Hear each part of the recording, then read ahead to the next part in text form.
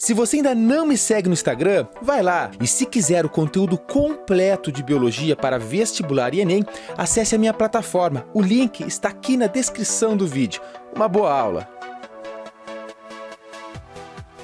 Fala pessoal, tudo certinho? Bem-vindos a mais uma videoaula e hoje nós vamos entender conceitos importantíssimos de metabolismo. Quando estudamos o metabolismo dos seres vivos, o metabolismo não é só nós que temos, todos os seres vivos têm que ter um metabolismo. E a gente vai entender dois conceitos fundamentais dentro do metabolismo, que é o anabolismo e o catabolismo. Então fiquem muito atentos porque, te liga só, não é só nós, como eu disse para ti, que tem metabolismo. Nós temos, nesse momento você está tendo de reações metabólicas no seu corpo. Óbvio, você está vivo, tem que se manter vivo, tem que ter metabolismo. Mas outros seres vivos, como fungos, plantas, bactérias, têm que ter também o seu metabolismo. Mas, basicamente, o metabolismo é esse conjunto de transformações de substâncias químicas que acontecem no interior dos seres vivos. Então é básico. Pega uma molécula, uma molécula química, obviamente. Essa molécula ela pode ser quebrada ou pode pegar moléculas menores e montar uma molécula maior. Essas transformações que estão acontecendo agora é o metabolismo. E aí que vem a grande questão. O metabolismo, dependendo do tipo de metabolismo, ele é dividido em dois grupos. Ou seja, o metabolismo pode ser do tipo anabolismo, ou pode estar caindo aqui, ou pode ser do tipo catabolismo. Olha que interessante. Tá, beleza, então faz o mapa mental. Falou em metabolismo, pode ser anabolismo, ou pode ser catabolismo. Tranquilo. Vamos entender cada um deles. Primeiro, o anabolismo. O que acontece aqui? No anabolismo, moléculas simples, ou seja, nosso corpo, vamos pegar nosso corpo como exemplo. Pega a molécula simples, utiliza a energia para que nosso corpo produza, a partir das moléculas simples, moléculas mais complexas. Em outras palavras, a gente pode representar assim. Imagina pequenas moleculinhas que a gente pode chamar de A, B e C, genéricas, qualquer tipo de pequenas moleculinhas. A gente vai utilizar ATP e vai conseguir juntar estas moleculinhas numa molécula maior. Agora não é mais só a molécula A isolada, pequenininha, ou a B ou a C. Agora formou uma supermolécula ABC. Imagina que isso aqui poderia ser aminoácidos, que você formou uma proteína. Claro que teria muitos outros aminoácidos aqui, mas só como exemplo. Então, beleza. O anabolismo é a construção de moléculas complexas a partir de moléculas simples. Em outras palavras, nós falamos assim. O anabolismo é a síntese de moléculas complexas a partir de moléculas simples.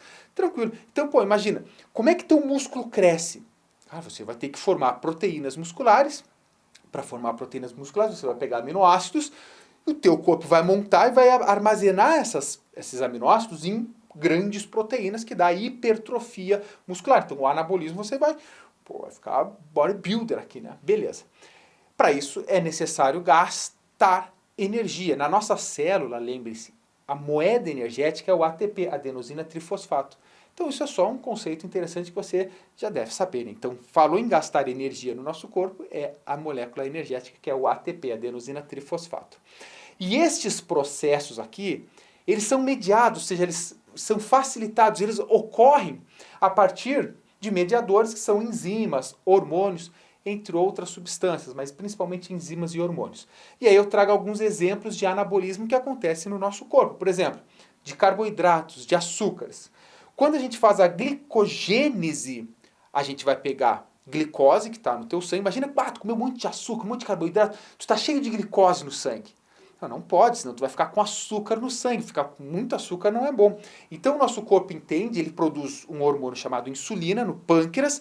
A insulina dá as mãozinhas para essas glicoses, literalmente leva para o fígado ou para as células musculares e monta o glicogênio. Ou seja, tu pega a glicose, que são moléculas mais simples, e junta elas, liga glicose, formando glicogênio. Ou seja, tu pegou moléculas mais simples e transformou em moléculas mais complexas. Armazena o açúcar temporariamente no nosso fígado ou nas células musculares. O contrário também pode acontecer, eu vou falar no catabolismo logo em seguida. Então esse aqui é um exemplo. Ou a fotossíntese. O que é a fotossíntese? Olha que massa, velho.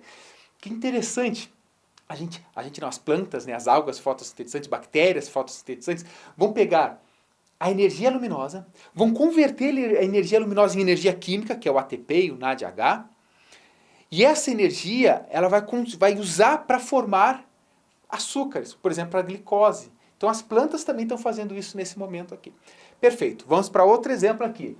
Proteínas. Como eu falei para você, síntese de proteína. Você tem que produzir proteína. Inclusive os hormônios, como eu falei para você, a insulina é uma proteína. Só que para você montar proteína, você tem que ter os aminoácidos. Então a síntese proteica pega aminoácidos, moléculas simples, e transforma elas em moléculas mais complexas, que seria a proteína no caso. Lipídios. Então a biossíntese de ácidos graxos, ou seja, a formação de ácidos graxos também é ou seja, pega moléculas menores, forma moléculas mais complexas. Então sempre assim, para você gravar, pense assim, ó, anabolismo é a montagem. Então você monta, você cria moléculas mais complexas. Perfeito? Tranquilo. Agora vamos para 2, que é o catabolismo. Como é que você decora isso? O catabolismo, pensa assim, CK, que quebra. Quebra, pensa nesse sentido assim. Então o catabolismo é pegar moléculas mais complexas e fazer o trabalho inverso do anabolismo. É moléculas complexas, imagina uma molécula grande, A, B, C, tudo junto, e você quebra essa molécula. Você pega um polímero e transforma em monômeros, certo?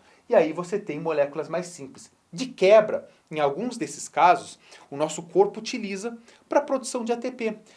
Imagina uma glicose aqui. Você consegue quebrar toda essa glicose, liberar o dióxido de carbono, que seriam as moléculas menores, e ainda você aproveita a energia dessa quebra para a produção de adenosina trifosfato, de ATP.